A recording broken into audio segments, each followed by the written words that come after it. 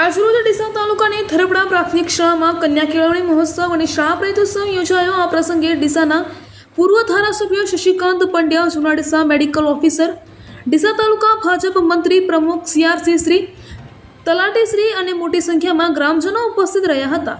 શાળાના શિક્ષક મિત્રો તરફથી તમામ બાળકો અને વાલીઓને ભોજન આપવામાં આવ્યું હતું। શિક્ષક મિત્રોના સુંદર આયોજન બદલ મહેમાનશ્રી અને ગ્રામજનો દ્વારા શિક્ષકોના ઉત્તમ કાર્યને બિરદાવવામાં આવ્યું।